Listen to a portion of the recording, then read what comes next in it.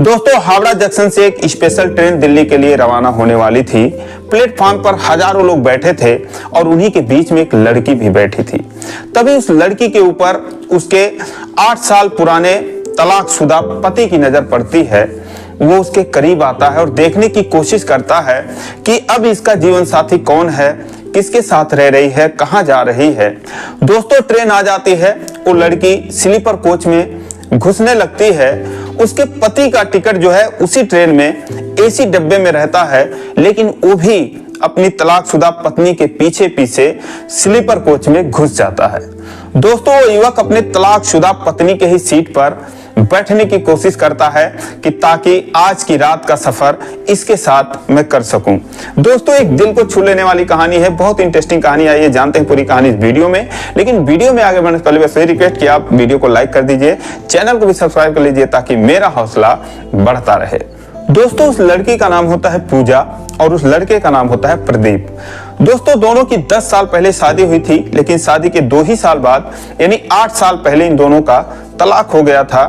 दोनों की कमियां थी उसमें, लेकिन फिलहाल तलाक हो चुका था। दोस्तों, ट्रेन चल पड़ती है। जो पूजा थी वो स्लीपर कोच में जाकर बैठने लगती है, तो उसके पीछे पीछे जो उसका तलाकशुदा पति था वो भी उसी कोच में घुस जाता है, उसी डिब्बे में घुस जाता है। हालांकि उसका जो टिकट है वो एसी डब्बे का रहता है, लेकिन जब वो अपने पत्नी को देखता है बहुत उदास बैठी रहती है और वही खूबसूरती, वही सुंदरता, तो जो है सोचता है चलो 8 साल बाद मिली है तो किसी ना किसी बहाने इसके पास बैठा जाए, इससे कुछ बातें किया जाए। तो दोस्तों, इसलिए वो उसी डब्बे में घुस जाता है। तो दोस्तों, जो पूजा होती है वो डब्बे के बीच में जाकर साइड वाले सीट पर बैठ जाती है, वहीं पर उसका टिकट रहता है और वो जाके उसके पीछे ही खड़ा हो जाता। प्रदीप ये देखने की कोशिश करता है कि क्या पता इसके दाएं बाएं कोई हो तो अभी आके इसके साथ बैठे, लेकिन जो भी आता उस सीट पर बैठने की कोशिश करता। चूंकि वो अकेले बैठी थी तो पूरा सीट खाली था, तो उसको तुरंत मना कर देती थी, कहती थी यहाँ पे जगह नहीं है, ये मेरी सीट है। 1-2 लोग बोले कि अभी 1 घंटे में उतर जाएंगे, अगले स्टेशन पर उतर जाएंगे, लेकिन उसने बोला कि मेरी तबीयत खराब है और मैं यहाँ पर बैठने नहीं दूंगी, मैं आराम करने जा रही हूँ। अब दोस्तों, प्रदीप पीछे से सब देख रहा था। पूजा जो है खिड़की के बाहर झांक रही थी, जब भी कोई आता उसको मना कर देती थी। प्रदीप धीरे से जाता है, अपना बैग उसके सामने रखता है। वो पैर फैला के बैठी हुई थी। जैसे बैग रखता है तुरंत बोलती है कि यहाँ कहाँ रख रहे हो, ये मेरी सीट है, उतारो इसको यहाँ पर से, हटाओ। प्रदीप बोलता है कि मैडम मैं बस 1 ही 2 घंटे में उतर जाऊंगा, मेरी सीट है नहीं, तो अभी आप सोने का टाइम हो नहीं रहा है आपका, तो तब तक मुझे बैठने दीजिए। जब वो आवाज सुनती है तो चौंक जाती है, उसकी तरफ देखती है, 10-20 सेकंड देखती ही रहती है। ये उसका तलाकशुदा पति था, वो भी पहचान जाती है और वो अपना पैर समेट लेती है, इशारा करती है बैठ जाओ। अब दोस्तों, दोनों के ही मन में तमाम सारे सवाल उमड़ रहे थे। प्रदीप जो है शुरुआत करता है, बोलता है कि दिल्ली अपना इलाज कराने जा रही हो क्या? तो पूजा बोलती है कि मुझे क्या हुआ है, मैं क्यों जाऊंगी इलाज कराने? तो प्रदीप बोलता है कि नहीं, अभी तुमने कुछ लोगों को कहा कि सीट पर मत बैठो, मेरी तबीयत खराब है, मुझे आराम करना है और तुम काफी उदास भी लग रही हो, क्या बात है? तो पूजा बोलती है नहीं, मेरी तबीयत नहीं खराब है और मेरी उदासी का कारण आप जानकर क्या करोगे, आप बैठ गए हो तो बैठे रहो, ऐसी कोई परेशानी नहीं है मुझे। तो प्रदीप कहता है कि दिल्ली कब से रह रही हो?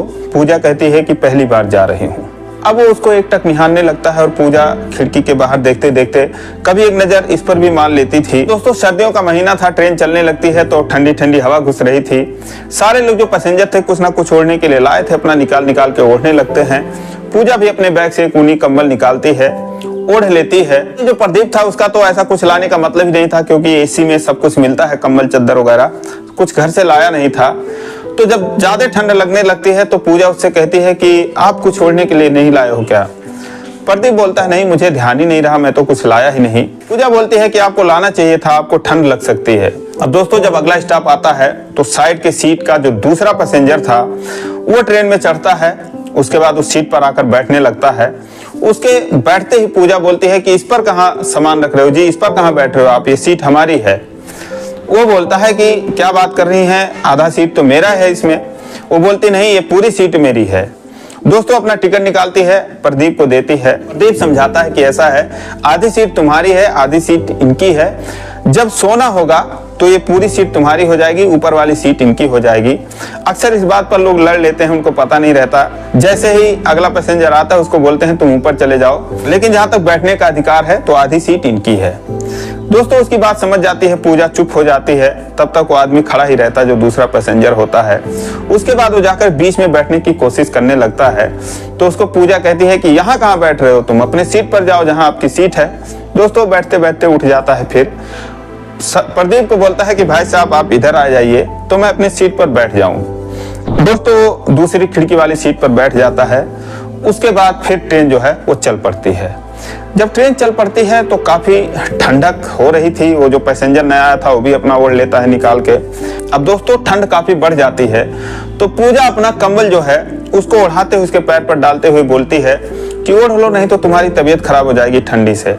तो प्रदीप बोलता है कि नहीं, मुझे ठंडी नहीं लगती। दरअसल मेरी ठंड के दिनों में किसी से रजाई को लेकर झगड़ा हो गया था, तब से मुझे ठंड नहीं लगती।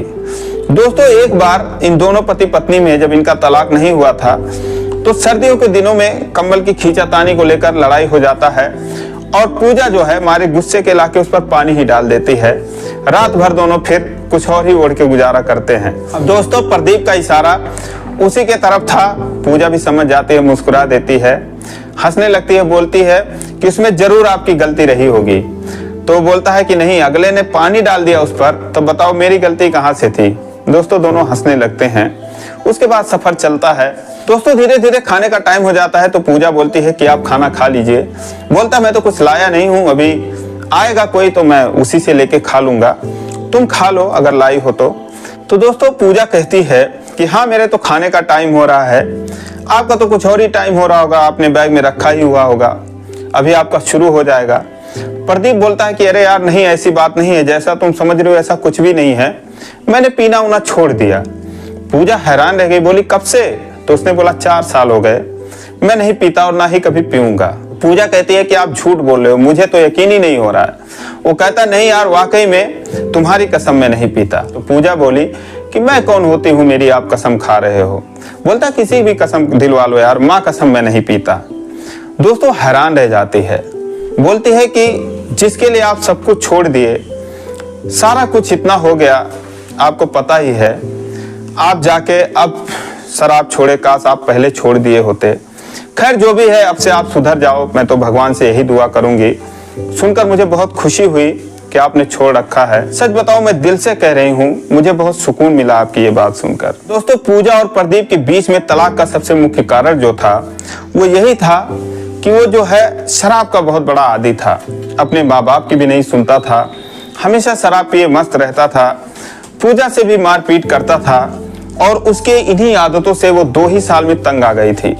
खुद उसके जो सास ससुर थे यानी प्रदीप के जो माता पिता थे उससे यही कहते थे कि बेटा देखो ये तो सुधरेगा नहीं, अगर तुम अपना कहीं और दूसरा देख लो तो शायद तुम्हारी जिंदगी जो है वो कट जाए इसके साथ, ये तो बहुत ही नालायक है, निकम्मा है। दोस्तों बहुत उसको समझाया लोगों ने, हालांकि वो प्रदीप को बहुत चाहती थी लेकिन उसके इसी आदत से वो परेशान रहती थी। अंत में हार मान कर उससे तंग होकर उससे तलाक ले लेती है। फिर पूजा कहती है कि वाकई में मुझे यकीन नहीं हो रहा है, मुझे बहुत खुशी हुई, और बताओ घर में कौन है, मम्मी पापा कैसे हैं, आपकी छोटी बहन कैसे है, मुझे उसकी बहुत याद आती है। दोस्तों जो प्रदीप की छोटी बहन थी अपने भाभी को बहुत मानती थी। प्रदीप बोला घर में सब ठीक हैं और छोटी बहन की भी शादी हो गई 2 साल पहले। फिर उसने बोला कि आपने अपना नहीं किया?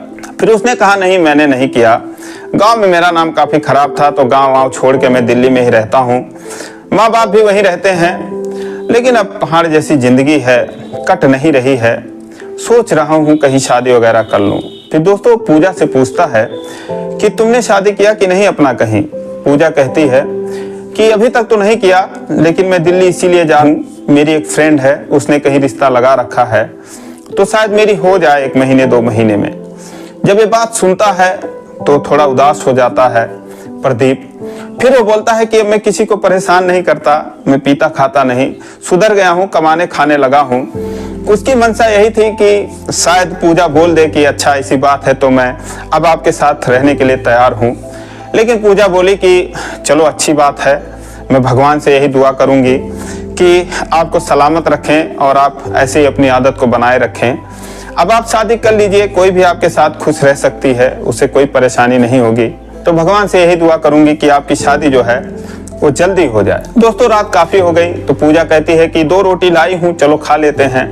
प्रदीप कहता है कि 2 रोटी में ना तुम्हारा पेट भरेगा ना मेरा पेट भरेगा, क्या फायदा।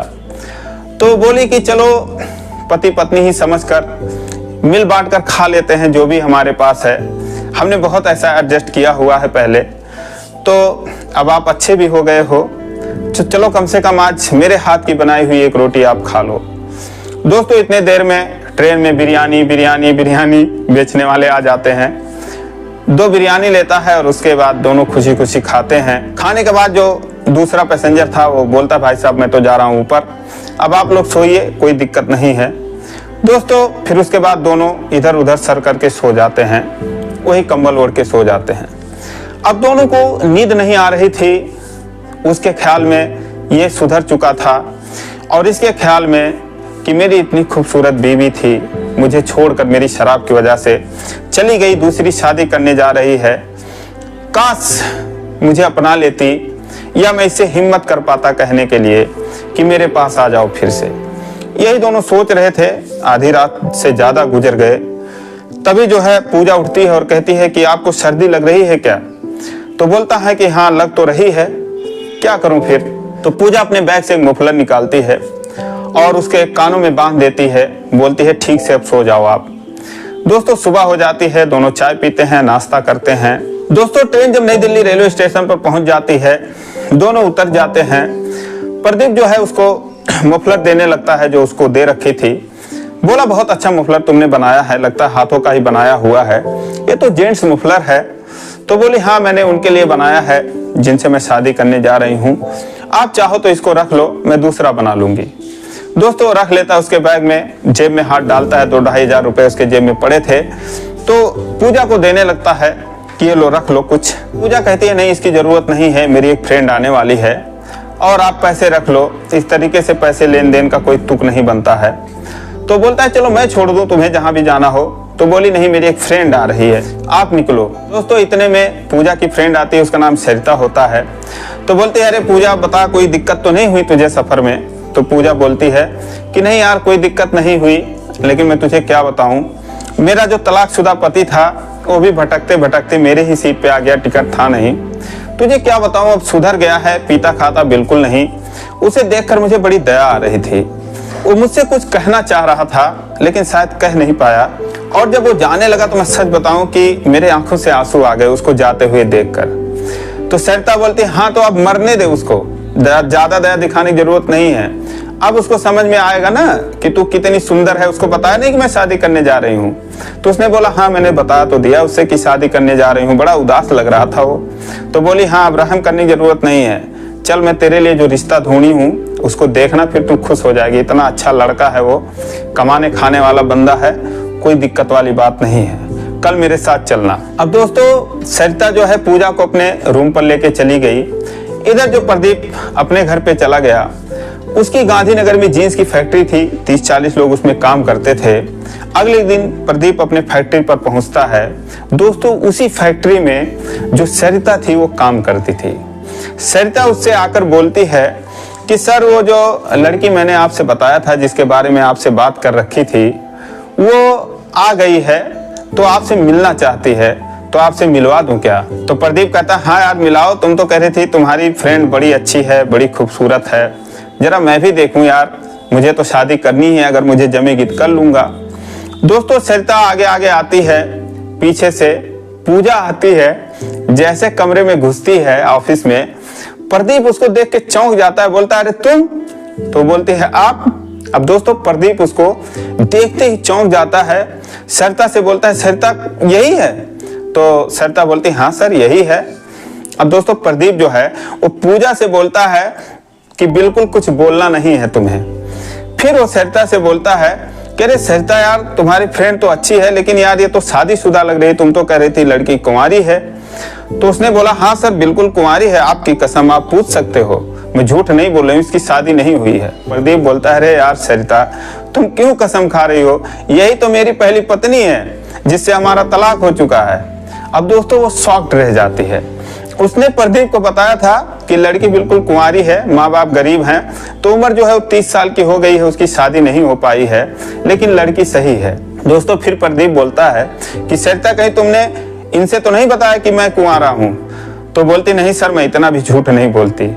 दोस्तों उसके बाद प्रदीप पूजा से कहता है कि पूजा देखो, ये सरिता जो है ये समझ लो हमारे लिए भगवान है, ये अगर हमको मिलाई है तो अब यहाँ पर इतने सारे लोग हैं, तुम किसी से भी पूछ सकती हो। अब मैं पीता उता नहीं हूँ, आराम से कमाता हूँ, अपने माँ बाप की सेवा करता हूँ, तुम किसी से भी पता कर सकती हो। और भगवान ने मौका दिया है तो एक बार और तुम मुझे मौका दो, मेरे पास आ जाओ, तो मैं तुम्हारा एहसान जिंदगी भर मानूंगा। तुम चाहो तो किसी से भी मेरे बारे में पता कर सकती हो। दोस्तों उसके बाद पूजा की आंखों से आंसू आ जाते हैं, बोलते मुझे अब किसी से पूछने या पता करने की जरूरत नहीं है। दोस्तों उसके पास आती है, उसके गले से लग जाती है। दोस्तों एक बार फिर से दोनों की जिंदगी बसती है। दोस्तों उसके बाद दोनों सरिता को लाख लाख धन्यवाद देते हैं कि तुम्हारी वजह से हमारी एक बार फिर से जिंदगी बन गई। दोस्तों शाम को जब वो पूजा को लिवा कर सरिता भी जाती है, प्रदीप अपने घर पर जाता है, अपने माँ बाप के सामने उसको खड़ा करता है कि देखो मम्मी पापा, आपकी बहू आ गई है फिर से। दोस्तों इतना खुश होते हैं वो कि जिसका कोई हिसाब नहीं। दोनों को लाख लाख आशीर्वाद देते हैं। उसके बाद कहते हैं बेटा, ये लक्ष्मी थी, हमारे घर से चली गई थी, फिर हमारे घर में आ गई है। सरिता को बहुत बहुत धन्यवाद देते हैं। लेकिन उसके बाद प्रदीप कहता है कि सरिता, इसीलिए तुम मेरी फैक्ट्री चला लेती हो कि तुम इतनी होशियार हो। तो दोस्तों ये कहानी आप लोगों को कैसी लगी कमेंट करके जरूर बताइए। ये एक सच्ची कहानी है। तो दोस्तों ये रही कहानी। अगर आपको अच्छी लगी हो तो यार चैनल को सब्सक्राइब करिए। फिर मिलेंगे अगले